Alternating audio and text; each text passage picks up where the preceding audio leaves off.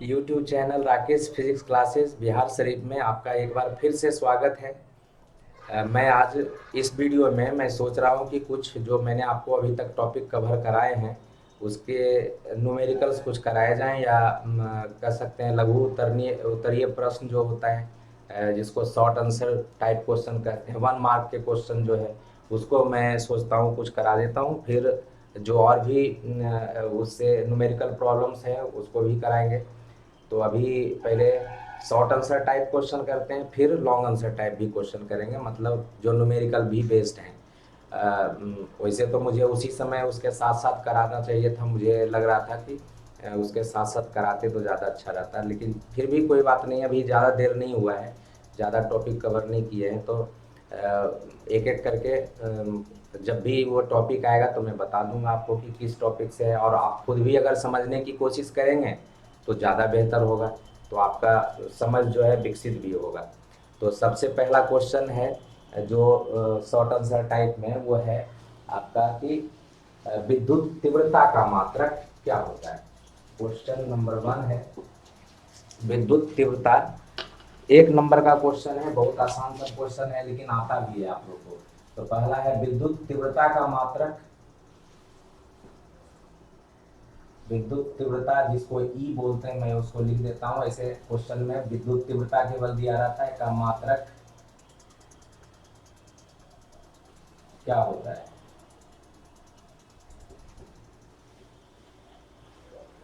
विद्युत तीव्रता का मात्रक क्या होता है, तो आपको इसका आंसर पता है।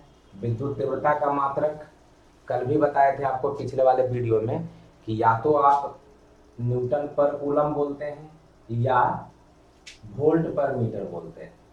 ये कैसे जानते हैं आप, तो आप जानते हैं एफ बराबर क्यू नॉट ई से, है ना। ये ई होता है तो यहाँ से क्या निकल के आ जाएगा, ई बराबर एफ बटा क्यू नॉट, ठीक है ना। और एफ का मात्रक क्या होता है, तो न्यूटन होता है, और क्यू नॉट आवेश है, इसका मात्रक क्या होता है, कूलम होता है, तो न्यूटन बटा कूलम हो गए, न्यूटन पर कूलम। और ये वाला कैसे जानते हैं, तो आपने पढ़ा था ये वाला ई बराबर minus D V by D X, है ना। नेगेटिव जो प्रवणता होता है, जो विद्युत विद्युत विभव प्रवणता होती है ऋणात्मक, उसको कहा जाता है ई। और यहाँ से ये क्या है, तो ये विभव है, विभव का मात्रक क्या होता है, वोल्ट होता है। तो कह सकते हैं ये जो है आपका वोल्ट है ना। विभव का मात्रक वोल्ट होता है, और ये दूरी है, इसका मात्रक क्या होता है, मीटर होता है।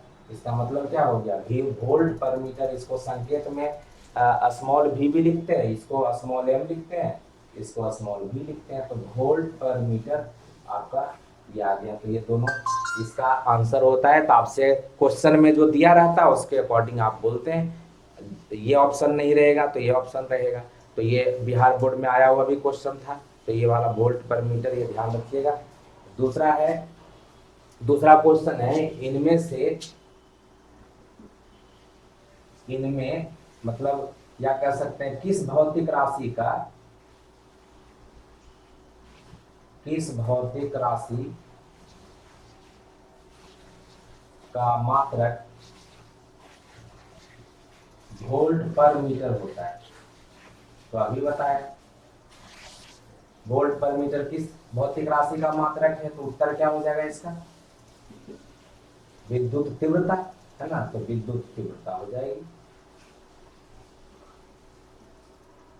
विद्युत तीव्रता जिसको ई बोलते हैं, तो ई का जो मात्रक होता है, वोल्ट मीटर भी होता है, वोल्ट पर मीटर भी होता है, और न्यूटन पर कूलम भी होता है, एकदम ध्यान रखना है, ठीक है ना। तीसरा क्वेश्चन है किसी द्विध्रुव को एक समान विद्युत क्षेत्र में रखा गया है, उस पर परिणामी विद्युत बल, किसी द्विध्रुव को एक समान विद्युत क्षेत्र में रखा गया है, ये विद्युत क्षेत्र वाला है वैसे, लेकिन बना सकते हैं आप, क्वेश्चन में कह रहा है ये क्वेश्चन जो अभी मैं आपको टॉपिक बता रहा हूँ उसमें विद्युत विभव वाला है, तो उसी से संबंधित क्वेश्चन करिए तो ज्यादा है, इसको हम बाद में करेंगे। विद्युत क्षेत्र ई और बी, विभव बी के बीच संबंध क्या होता है। क्वेश्चन नेक्स्ट है विद्युत क्षेत्र ई एवं विभव भी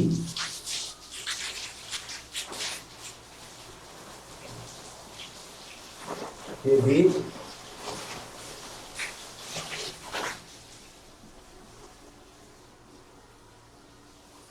संबंध क्या होता है?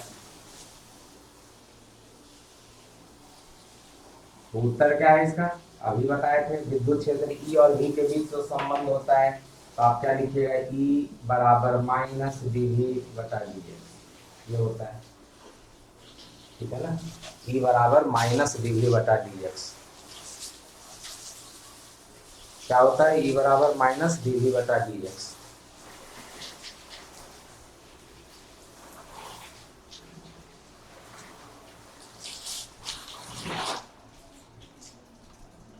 ठीक ना? तो ये हो गया आपका। फिर है दूसरा क्वेश्चन,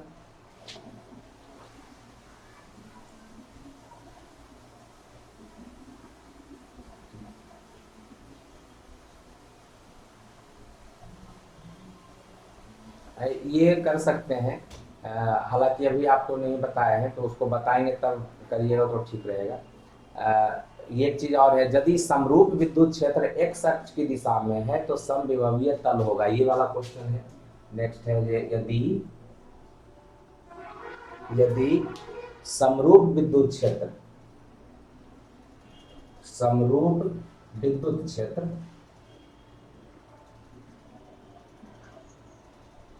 समरूप विद्युत क्षेत्र किधर है? x अक्ष की दिशा, x अक्ष की दिशा में है तो समविभव तल,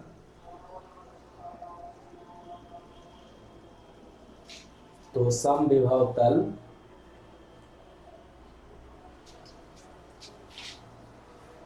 समविभव तल का नाम क्या होगा?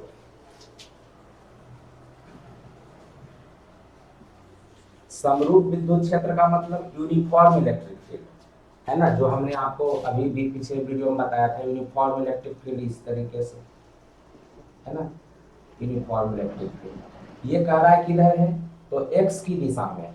समरूप विद्युत क्षेत्र किधर है? x की दिशा में, तो x की दिशा में इधर है। अब x की दिशा जो होगी वो विद्युत क्षेत्र की दिशा है, तो पूछा जा रहा है आपसे कि समविभव तल किधर होगा। तो आप पढ़ चुके हैं कि विद्युत क्षेत्र समविभव तल के ऊपर हमेशा लंबवत होता है। तो x की दिशा, अगर ये x की दिशा है तो x की दिशा किस पे लंबवत होगा? तो आपको पता है x की दिशा जब भी लंबवत होगा तो y और z तल में जो बनेगा उसके ऊपर लंबवत होगा। मतलब जैसे मैं मान लीजिए यहाँ पे बना के दिखाता हूँ आपसे, ये जो है आपका ये क्यूब है, देख लीजिए, जिसको घन बोलते हैं। ये घन हमने बना दिया, ठीक है ना? और घन में ये है x की दिशा, ये है y की दिशा और ये है z की दिशा, है ना? ये z की दिशा है।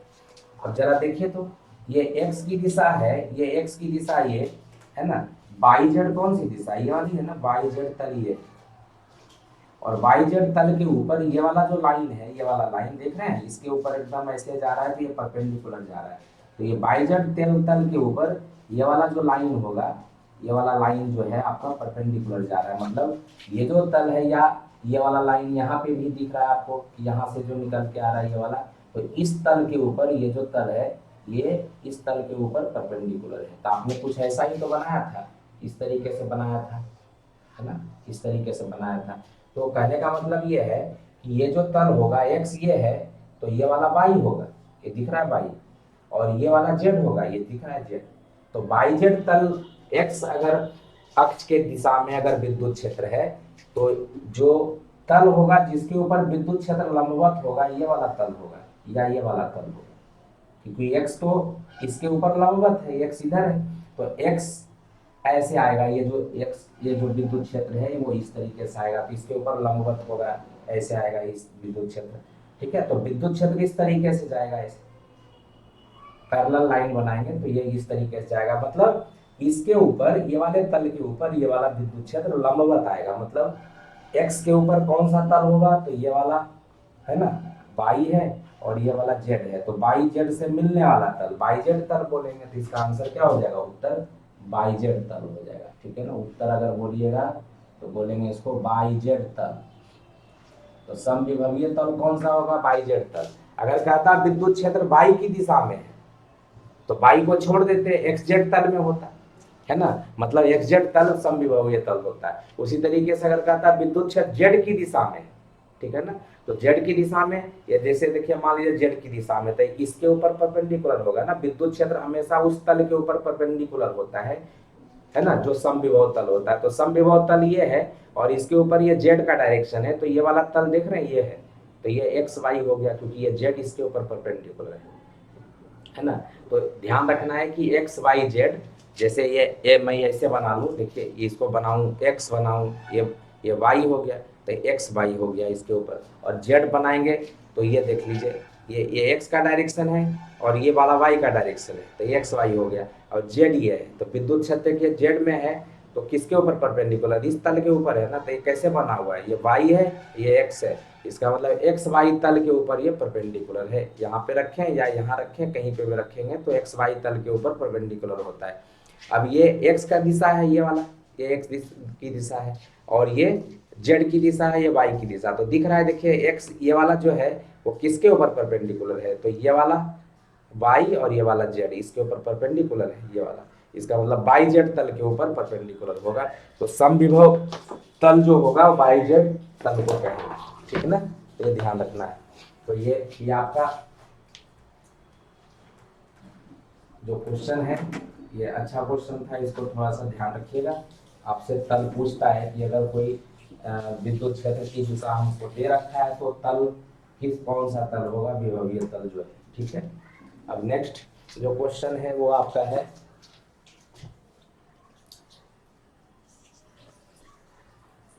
टू कूलम आवेश को एक बिंदु से दूसरे बिंदु तक ले जाने में, टू कूलम आवेश को एक बिंदु से दूसरे बिंदु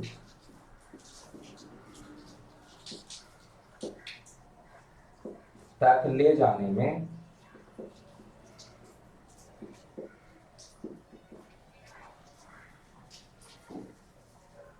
40 जूल का कार्य करना पड़ता है। तो उन दोनों बिंदुओं के बीच विभवांतर क्या होगा, विभवांतर क्या होगा ये हमको निकालना है। कैसे निकालिएगा विभवांतर, कह रहा है एक बिंदु से दूसरा बिंदु, मतलब ए बिंदु है ये बी बिंदु है, यहां से यहां तक क्या है, 2 कूलम के आवेश को ले जा रहे हैं, तो Q2C दिया हुआ है, माइनस नहीं है प्लस दिया हुआ है, और यहां से यहां तक ले जा रहे हैं तो हमको काम कितना करना पड़ा है, तो वर्क दे रखा है कि वर्क जो है वो 40 जूल का करना पड़ रहा है। तो मैंने विभवांतर, इसमें क्वेश्चन में पूछा जा रहा है विभवांतर मतलब VA माइनस VB या VB माइनस VA, तो आपने पढ़ा है क्या कि दोनों के बीच जो वर्क करते हैं उसका और जिस आवेश को ले जाते हैं उसका रेशियो होता है, यही तो पढ़ा था पहला लेक्चर में, यही समझाया था मैंने कि दो बिंदु के बीच का विभवांतर जो होता है किसी आवेश को, धनावेश या ऋणावेश जो भी है, मैंने वहां परीक्षण धनावेश लिया था लेकिन कोई भी आवेश हो सकता है, उसको एक बिंदु से दूसरे बिंदु तक ले जाने में जो किया गया कार्य होता है, और इस आवेश के परिमाण के अनुपात को बोलते हैं। तो यहाँ तो 40 जूल दिया हुआ है और नीचे आवेश 2 कूलम दिया हुआ है, 2 से काट दीजिए इसको तो 20 जूल पर कूलम हो जाएगा इसका आंसर, 20 जूल पर कूलम, ठीक है। तो ध्यान रखिएगा 20 जूल पर कूलम को क्या बोलते हैं, तो ये ध्यान रखना है कि वोल्ट बोलते हैं, तो ये 20 वोल्ट हो जाएगा, क्योंकि SI मात्रक जो विभवांतर का होता है वो वोल्ट होता है, यह एक अदिश राशि है ना, आपको बताया गया, और इसका जो विभवांतर है उसका या विद्युत विभव का डायमेंशन भी पूछता है, तो डायमेंशन भी आपको मैंने कराया, तो डायमेंशन को भी ध्यान रखना। वो भी क्वेश्चन बनता है कि उसकी बीमा क्या होती है। ठीक है। नेक्स्ट क्वेश्चन है आपका, एक बिंदु आवेश Q से r दूरी पर विद्युत विभव का मान, ये तो आपको पता ही है। एक बिंदु आवेश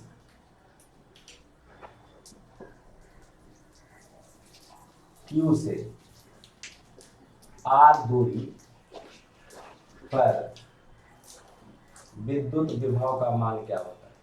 विद्युत विभव का मान क्या होता है? तो विद्युत विभव का मान आपको पता है क्या है? Q आवेश है और इससे r दूरी पर स्थित बिंदु है P, तो मैंने तो बताया था Vp क्या होगा, तो 1/4πε0। अगर निर्वात में है तब तो इतना ही रखेंगे, और अगर कोई माध्यम में है तो K भी लिखेंगे। माध्यम का अगर आपको दिया हुआ है परावैद्युतांक दिया हुआ है तो ये लिखेंगे, और क्या हो जाएगा, आवेश लेंगे। आवेश यहाँ पे नहीं बोला है कौन सा आवेश, अगर धन आवेश होगा तो धन आवेश प्लस के साथ लेंगे, ऋण आवेश है तो ऋण आवेश को भी माइनस के साथ लेंगे। तो यहाँ हो गया प्लस Q डिवाइडेड बाई ये वाला दूरी, तो plus Q divided by R। तो ये ध्यान रखिएगा 1/4πε0 के, ये माध्यम में, कहाँ है, माध्यम में, मीडियम में। ठीक है ना, तो इसको ये माध्यम में होता है, और 1/4πε0 केवल लिखेंगे, प्लस Q बाई R कहाँ पे लिखेंगे, तो निर्वात में या मुक्त आकाश में। निर्वात जिसको आप वैक्यूम बोलते हैं, और मुक्त आकाश जिसको आप फ्री स्पेस बोलते हैं। ठीक है। विद्युत द्विध्रुव के कारण किसी बिंदु r थीटा पर विभव का व्यंजक, अभी पिछले वाले वीडियो में आपको ये बताया था मैंने। ठीक है ना, विद्युत द्विध्रुव के कारण, विद्युत द्विध्रुव के कारण बिंदु P r थीटा दिया हुआ पर विद्युत विभव मतलब इलेक्ट्रिक पोटेंशियल का व्यंजक, एक्सप्रेशन क्या हो। ठीक है ना, विद्युत विभव इलेक्ट्रिक पोटेंशियल का व्यंजक क्या होगा, तो ये वाला भी बताए थे आपको थोड़ा देर पहले ही। तो क्या बोले थे कि ये आपका विद्युत द्विध्रुव है, ये समान एवं विपरीत आवेश होता है। इसके केंद्र बिंदु से, है ना, r दूरी पर थीटा एंगल बनाते हुए जो विद्युत द्विध्रुव है उसके एक्सिस से एक बिंदु P है, इसी को इस तरीके से लिखा जाता है। मतलब ये स्थिति सदिश होता है, r थीटा स्थिति सदिश को बोलते हैं। मतलब ये है कि ये जो डायपोल का जो एक्सिस है उससे थीटा एंगल पे, है ना, उसके केंद्र से r दूरी पर और थीटा कोण बनाते हुए डायपोल एक्सिस से एक बिंदु P है। तो उस बिंदु P पर हमें जानना है कि कितना होगा विद्युत विभव का मान, और उस विद्युत विभव का मान आपको पता है Vp इज इक्वल टू 1/4πε0 के, क्या आया था, P cos theta divided by R square, where P, जहां P बराबर क्या होता है, तो Q गुना ये वाला डिस्टेंस होता है। अगर ये मैंने यहाँ से यहाँ L लिया है और यहाँ से यहाँ भी L लिया है तो Q इंटू 2L, ये ध्यान रखना है। मतलब ये विद्युत द्विध्रुव आघूर्ण बोलते हैं इसको, इलेक्ट्रिक डायपोल मोमेंट, विद्युत द्विध्रुव आघूर्ण, विद्युत द्विध्रुव आघूर्ण बोलते हैं, इलेक्ट्रिक डायपोल मोमेंट इसको बोलते हैं। विद्युत द्विध्रुव आघूर्ण का आपसे डायमेंशन भी पूछ लेता है, या कह सकते हैं इसका मात्रक भी पूछ लेता है। तो देख रहे हैं विद्युत द्विध्रुव आघूर्ण का मात्रक हो जाएगा कूलम मीटर। तो ये क्वेश्चन भी आता है, विद्युत द्विध्रुव आघूर्ण का मात्रक, एसआई मात्रक बताइए, तो वो भी आप कर सकते हैं। ठीक ना। नेक्स्ट क्वेश्चन, तो ये P cos थीटा, ये P, ये वाला P नहीं है, ये P है विद्युत द्विध्रुव आघूर्ण जिसकी दिशा माइनस आवेश से प्लस आवेश, मतलब ये माइनस Q से प्लस Q की दिशा में होती है। मैंने यहाँ पे P दिया इसलिए इसको P को मैंने स्मॉल में लिखा है, ऐसे कैपिटल में भी इसको लिखते हैं। ठीक है।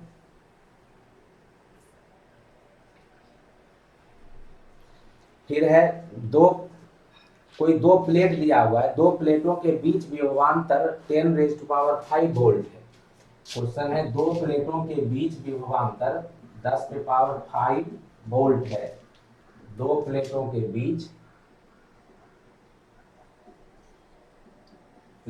बीच विभवांतर ये दे रखा है 10⁵ वोल्ट है। दो प्लेटों के बीच विभवांतर 10⁵ वोल्ट है और उनके बीच की दूरी 4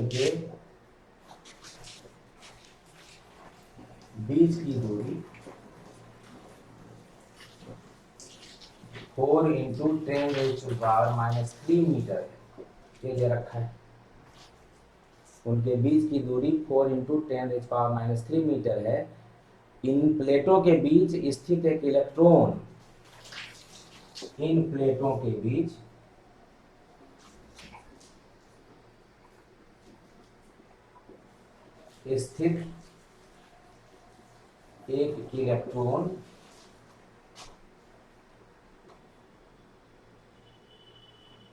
पर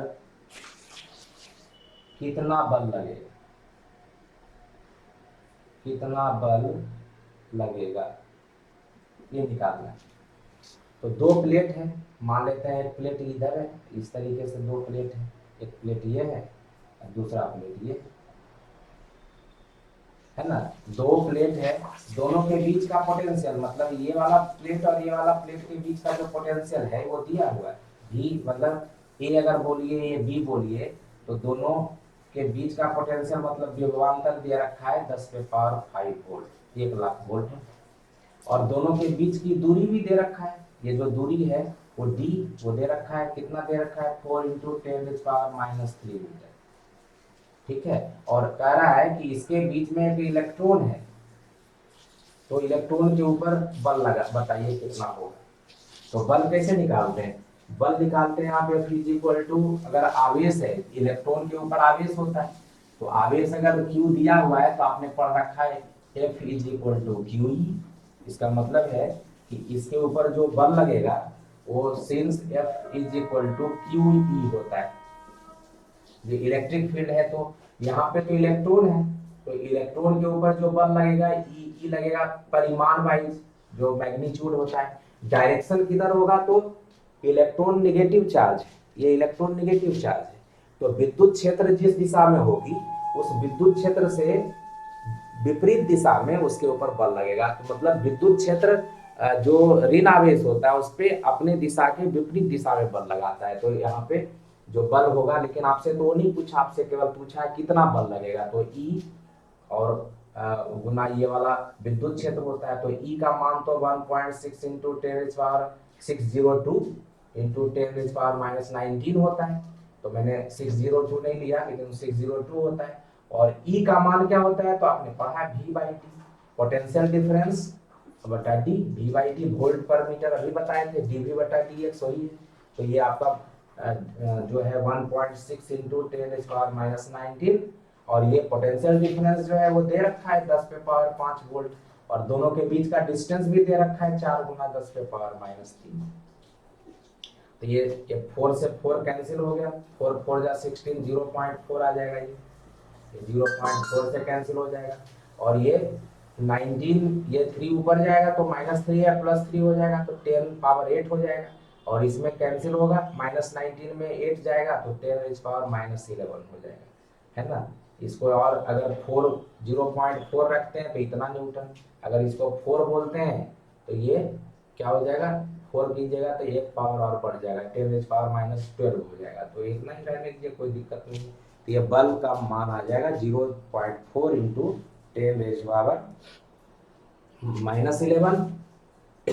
ठीक है ना, -11 होगा, या ये आंसर देगा 4 × 10⁻12 हो जाएगा, एक और बढ़ जाएगा -1।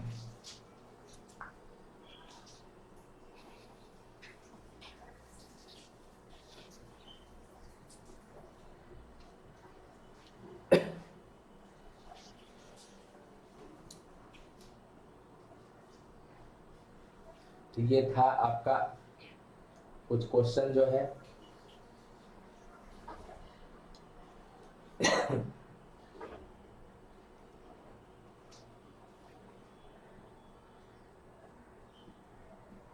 एक क्वेश्चन है 10 नैनो कूलम। नेक्स्ट क्वेश्चन है आपका 10 नैनो कूलम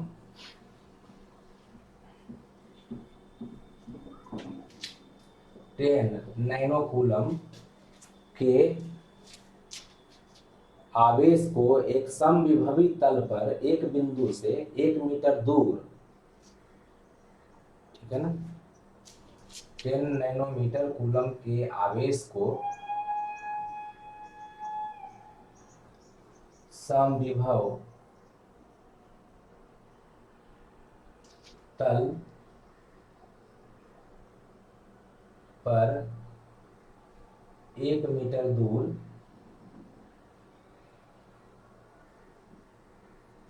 एक बिंदु से तल पर 1 बिंदु से 1 मीटर दूर, तल पर 1 बिंदु से 1 मीटर दूर उसी तल पर स्थित दूसरे बिंदु तक ले जाने में किए गए कार्य की गणना करें। ये अगर आपसे पूछा जाए तो समविभवी तल है, कोई भी तल हो सकता है। मान लीजिए समविभवी तल हमने ऐसे ले लिया कि समविभवी तल, इसके एक बिंदु मान लेते हैं ए है, यहाँ से 1 मीटर दूर दूसरा बिंदु है बी 1 मीटर, और इसमें हम यहाँ पे 10 नैनो कूलम का चार्ज है, इसको ले जा रहे हैं इस बिंदु से दूसरा बिंदु तक, है ना। 10 नैनो कूलम का चार्ज है, ये समविभवी तल है, ये वाला तल जो है समविभवी तल है या समविभव पृष्ठ है, समविभव पृष्ठ है। इसके एक बिंदु ए से किसी आवेश 10 न्यूटन कूलम के आवेश को 10 नैनो कूलम, न्यूटन बोल दिया, 10 नैनो कूलम के आवेश को ए बिंदु से बी बिंदु तक जो कि 1 मीटर की दूरी पर स्थित है ले जाने में कितना कार्य करना पड़ेगा। तो कार्य जो W होता है वो कैसे निकालते हैं, तो आपने पढ़ा था W इन दोनों के बीच में जो कार्य होगा WAB, ये होता है W इज इक्वल टू दोनों के बीच का potential difference VA minus VB into Q, जिस आवेश को ले जाते हैं।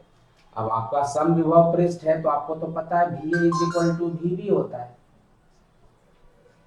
इंटू Q, 10 नैनो कूलम, तो VA कैंसिल हो गया तो 0। तो पहले मैंने प्रॉपर्टी ही बताया था, इतना करने का जरूरत ही नहीं है। प्रॉपर्टी बताया था कि समविभव पृष्ठ के एक बिंदु से दूसरे बिंदु तक ले जाने में किसी कार्य को किसी आवेश को अगर हम समविभव पृष्ठ के एक बिंदु से दूसरे बिंदु तक ले जाते हैं तो उसमें हमें वर्क नहीं करना पड़ता है, no work is done against, ठीक है ना, no work is done in moving a charge on an equipotential surface from one point to another point. तो ये बात ध्यान रखना है कि समविभव पृष्ठ अगर दे दे तो आपको कुछ भी क्वेश्चन में घुमाने की कोशिश करे तो ध्यान देना है कि समविभव पृष्ठ का एक बिंदु से तो दूसरा बिंदु नहीं है। तो समविभव का अगर समविभव पृष्ठ का एक बिंदु से दूसरा बिंदु तक जा रहे हैं तो आप किसी भी आवेश को ले जाइए, फर्क नहीं पड़ता, क्योंकि विभव ही जब समान है तो इसका मतलब है कि वर्क 0 होगा। तो वर्क अगर निकालने बोला जाए तो वर्क निकालने की जरूरत नहीं है, उसको 0 लिखेंगे तुरंत, ठीक है ना। तो ये ध्यान रखिएगा, समविभव पृष्ठ के एक बिंदु से दूसरे बिंदु तक ले जाने में कार्य नहीं करना पड़ता है, ठीक है। फिर आपसे क्वेश्चन ये भी दिया है कि एक बिंदु आवेश Q ग्रेटर देन के लिए समविभवी तल खींचें, ठीक है। तो Q ग्रेटर देन 0 के लिए समविभवी तल आपको पिछले ही वीडियो में बताया, केवल ये मैं बताता हूँ कि आपसे कह रहा है Q इज ग्रेटर देन 0 के लिए समविभवी तल खींचें, ठीक है ना, समविभवी तल खींचें, ये कह रहा है ड्रॉ करें। तो खींचने के लिए कहने का मतलब क्या है, ये Q ग्रेटर देन 0 का मतलब क्या है, धन आवेश है ना, और धन आवेश के लिए जो समविभवी तल होता है, मैंने इसको बता रखा है इसके पहले वाला वीडियो में, है ना, जिसमें आपका समविभवी तल विभिन्न आवेश निकायों के कारण समविभवी तल, जो हमने उसका हेडिंग दिया है डिस्क्रिप्शन में, तो विभिन्न आवेश निकायों के कारण समविभवी तल में ये हमने बता रखा आपको कि धन आवेश अगर होगा तो समविभवी तल कैसे खींचेंगे, ठीक है ना। तो वो आप उस वीडियो को देख लीजिएगा, है ना। वो वाला वीडियो आपका 7th वाला वीडियो या 8th वाला वीडियो है शायद, तो उसको देख लीजिएगा आप लोग, ठीक है ना। वो जो आपका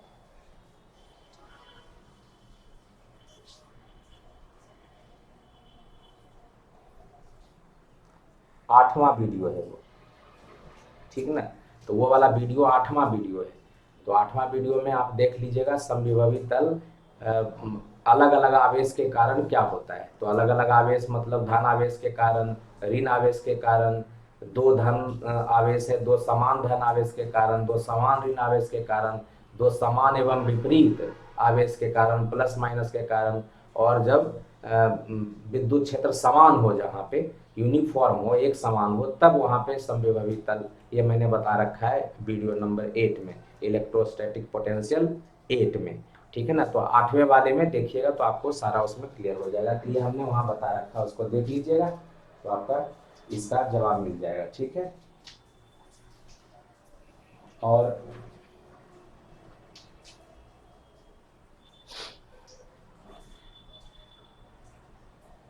और भी क्वेश्चन जैसे आपसे पूछ दिया जाए कि मान लीजिए कि ये अभी छोटे ही क्वेश्चन की बात कर रहे हैं, तो 3 माइक्रोकूलम आवेश को एक बिंदु से दूसरे बिंदु तक ले जाने में किया गया कार्य 6 मिली जूल है, तो दोनों बिंदुओं के बीच विभवांतर क्या होगा। क्वेश्चन इस बार है कि 3 माइक्रोकूलम आवेश को एक बिंदु से दूसरे बिंदु तक ले जाने में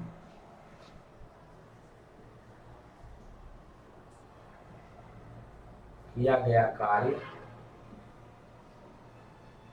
6 मिली जूल है, तो उन बिंदुओं का विभवांतर क्या होगा, ये आपको निकालना है। विभवांतर क्या होगा, अभी बताए थे आपको, विभवांतर WAB क्या होता है भाई, तो VA माइनस VB दोनों के बीच का विभव का अंतर गुना आवेश, ये होता है। आपको इस बार ये निकालना है विभवांतर, ये दिया हुआ है 6 मिली जूल, मिली का मतलब होता है 10⁻³ है ना, ये जूल में हो गया, ये तो निकालना ही है VA माइनस VB, और आवेश दे रखा है आपको कितना, तो 3 माइक्रोकूलम, माइक्रो का मतलब होता है -6, ये माइक्रो का मतलब -6 और मिली का मतलब -3, ठीक है ना। तो ध्यान रखिएगा, मिली जो बोलते हैं, है ना, ये -3 को बोलते हैं, और माइक्रो जो बोलते हैं, ठीक है ना, माइक्रो ये -6 को बोलते हैं। नैनो जो होता है, नैनो बोलते हैं 10⁻⁹ को, पी को बोलते हैं, ठीक है ना, पी को बोलते हैं 10⁻⁻12 को, ठीक है ना, मिली, माइक्रो, नैनो, पीको, ठीक है। फेम्टो होता है, एटो होता है, फेम्टो अगर बोलिएगा, फेम्टो तो इसको 10⁻⁻15 बोलते हैं, एटो बोलते हैं इसको 10⁻⁻18 बोलते हैं, ठीक है ना। मिली है, बाकी तो आपको मिली, सेंटी, डेसी इस तरीके से चलता है, तो ये ध्यान रखिए। जनरली यहाँ तक पीको तक पूछा जाता है आपसे, फेम्टो एटो कम पूछते हैं, लेकिन ध्यान रहे तो अच्छी बात है। तो ये इधर है आपका नैनो माइक जो होता है आपका, तो नैनो है, फिर आपका क्या कहते हैं, माइक्रो, मिली, माइक्रो, नैनो, पीको, फेम्टो, एटो, ये TTO है ना। तो ये आपका ये जो डायग्राम है आपका तो ये आपका क्वेश्चन में क्या आ जाएगा, यहाँ से आंसर क्या हो जाएगा, तो 6 इंटू 10⁻³ और इसको इधर ले आइए, 3 गुना 10⁻⁻4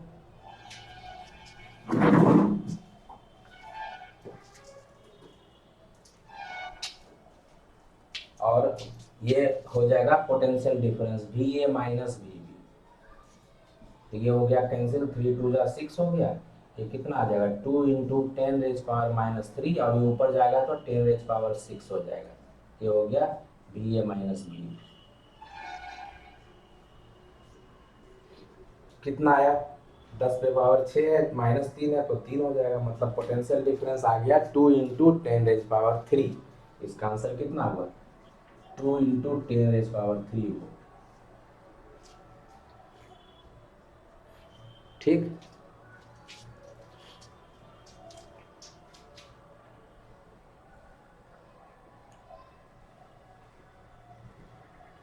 कूलम मीटर किस भौतिक राशि का एसआई मात्रक होता है। कूलम मीटर किस भौतिक राशि का एसआई मात्रक होता है, अभी बताए थे आप लोग को। कूलम मीटर किस भौतिक राशि का एसआई मात्रक होता है, जल्दी से जवाब दीजिए कौन कौन दे रहे हैं। कूलम मीटर किस भौतिक राशि का, कूलम मीटर किस भौतिक राशि का, कूलम मीटर किस भौतिक राशि का एसआई मात्रक होता है। किन लोगों ने जवाब दे दिया। तो कूलम का मतलब है Q और मीटर का मतलब है डिस्टेंस, तो Q इंटू डी हमने आपको कहाँ बताया था, P का मान बताया था, मतलब जो डाइपोल होता है, इलेक्ट्रिक डाइपोल विद्युत द्विध्रुव है ना, इसके बीच का डिस्टेंस अगर d लिया जाए तो इसको P को Q इंटू डी भी बोलते हैं। और जनरली हम L और L जो है दोनों के उसके सेंटर के बीच में ले लेते हैं इस तरीके से। बार बार जो आपको ध्यान रहता है ये प्लस Q है, यहाँ पे सेंटर अगर वो है, इधर का वैल्यू L इधर का वैल्यू L, तो टोटल डिस्टेंस 2L हो जाता है। तब आप लिखते हैं P = Q इंटू 2L, कोई फर्क नहीं पड़ता, 2L D ही है क्योंकि दोनों के बीच का डिस्टेंस D है और ये उसको मैंने तोड़ करके आधा से इधर L कर दिया, इधर कर दिया L, तो D 2L ही है। तो डिस्टेंस होना चाहिए दोनों चार्ज के बीच का। तो कूलम इंटू मीटर किसका है, विद्युत द्विध्रुव आघूर्ण, इसको क्या बोलते हैं, विद्युत द्विध्रुव आघूर्ण, इलेक्ट्रिक डाइपोल मोमेंट, ठीक है ना। तो ये कूलम मीटर किस भौतिक राशि का एसआई मात्रक है, ये भी खूब आता है आपको, ठीक है। और मैंने आपको जो प्रॉपर्टी कराए थे समविभवी तल वाले, जो सेवेंथ नंबर वीडियो है आपका, 7th नंबर वीडियो में जो प्रॉपर्टी कराया मैंने समविभवी तल के, वो एकदम ध्यान रखिएगा, वो बहुत पूछा जाता है कि समविभवी तल एक दूसरे को क्यों नहीं प्रतिच्छेदित करते। तो मैंने कहा था कि जहाँ पे प्रतिच्छेदित करेंगे वहाँ पे एक ही बिंदु पर दो विभव का मान संभव होगा जो असंभव है। तो लिखेंगे कि अगर दो समविभवी तल एक दूसरे को प्रतिच्छेदित करते हैं तो जहाँ पे वो एक दूसरे को प्रतिच्छेदित करेंगे उस पे दो जो विभव है उसका दो मान संभव हो जाएगा जो असंभव है। इसलिए दो समविभवी तल हमेशा कभी भी एक दूसरे को प्रतिच्छेदित नहीं कर सकते, ठीक है। तो ये ध्यान रखिएगा समविभवी तल के बारे में, ये क्वेश्चन पूछा जाता है कि क्यों नहीं कट कर सकते हो, ठीक है। और इसके बाद जो है हम लोग बड़ा बड़ा थोड़ा सा क्वेश्चन करेंगे, तो नेक्स्ट वीडियो में भी मैं क्वेश्चन ही कराऊंगा। और क्वेश्चन जो है वो इसी तरीके का जो इससे थोड़ा सा बड़ा बड़ा क्वेश्चन रहेगा, ज़्यादा नहीं लेकिन बड़ा बड़ा क्वेश्चन रहेगा जो आपको आता है, तो उस तरीके का क्वेश्चन करेंगे। तो ये छोटे छोटे क्वेश्चन हैं। इसमें एक और चीज़ है, जो आपका विभव है उसका आपसे पूछ लिया जाता है, उसका बीमा क्या होता है। तो विभव की बीमा आप लोग को तो कराए थे, एक बार फिर से आप देख सकते हैं। विद्युत विभव जो होता है, विद्युत विभव की बीमा क्या होती, बीमा क्या होती, ठीक है। तो विद्युत विभव की बीमा आपने पढ़ा भी, यहाँ से विभव कैसे निकाला था, तो V = W/Q, यही तो पढ़े वोल्ट। तो यहाँ हमने बताया था क्या आया था आपका, अगर ध्यान हो तो बीमा, इसके लिए जूल बताया था, इसको जूल में आप मेजर करते हैं और इसको कूलम में मेजर करते हैं, ठीक है ना। कूलम जो होता है Q is equal to IT आप पढ़े हैं, है ना, ये पढ़े आप। मतलब कूलम अगर लिखेंगे तो वो एम्पियर सेकेंड लिखा जा सकता है इससे। और आपने जूल के बारे में पढ़ा है, W is equal to FS, तो आपने W बराबर पढ़ा है F इंटू S। मतलब जूल को क्या लिखा जा सकता है, न्यूटन सेकेंड, ये सेकेंड है, सॉरी S मीटर है तो न्यूटन मीटर लिखा जा सकता है ना।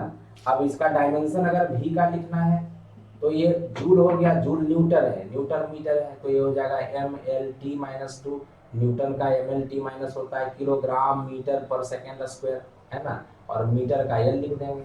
और नीचे जो है आपका Q का कूलम है, कूलम का एम्पियर, एम्पियर को I से भी संकेत करते हैं, ऐसे भी सेकेंड के लिए, फिर से T हो गया, तो ये आपका बीमा हो गया। इसी को सोल्व कर लीजिए तो हो गया ML2T -2 है, ये ऊपर गया तो -3, a पे पावर -1, तो याद रख लीजिए तो ज़्यादा अच्छा है। नहीं याद रहे तो निकाल सकते हैं आप लोग, तो ML2T -3 a -1। अगर आपसे पूछा जाए विद्युत द्विध्रुव आघूर्ण की बीमा क्या होती है, विद्युत द्विध्रुव आघूर्ण की बीमा,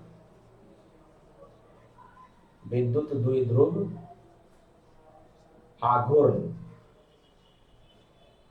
की बीमा क्या होती है,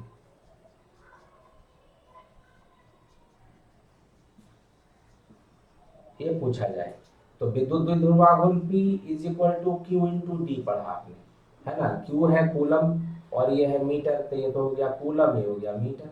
और कूलम को अभी आपने क्या लिखा था, AS, तो कूलम एम्पियर सेकेंड हो गया, ये तो मीटर है ही। मतलब डायपोल मोमेंट जो है उसका अगर बीमा लिखेंगे तो एम्पियर के लिए A, सेकेंड के लिए T, मीटर के लिए L, तो ये हो गया LTA, मतलब M0 LTA, ये हो गया LTA आएगा। तो ध्यान रखना है कि आपका जो बीमा है क्या है इसका, आपसे उल्टा भी पूछ सकता है LTA किसकी बीमा होती है, तो विद्युत द्विध्रुव आघूर्ण की बीमा होती है, ठीक ना। तो ये इस वीडियो को यहीं पे ख़त्म करेंगे, और नेक्स्ट जो वीडियो है उसमें भी आपको न्यूमेरिकल कराएंगे, इससे थोड़ा सा बड़ा बड़ा, ठीक है ना, और अच्छा क्वेश्चन रहेगा, तो थोड़ा सा न्यूमेरिकल भी कर लेते हैं, क्योंकि इतना हमने क्वेश्चन जो थ्योरी है वो एक लगातार हमने कर लिया है, तो उसी के ऊपर थ्योरी जो हमने पढ़ा रखा है उसके ऊपर न्यूमेरिकल क्वेश्चन करेंगे, और तब चीज़ों को समझ में ज़्यादा आएगा। तो आपसे अब विदा लेते हैं और नेक्स्ट वीडियो में मिलते हैं, ठीक है ना। तब तक के लिए अपना ख्याल रखिए और सही से पढ़ाई कीजिए, ठीक है। Good morning.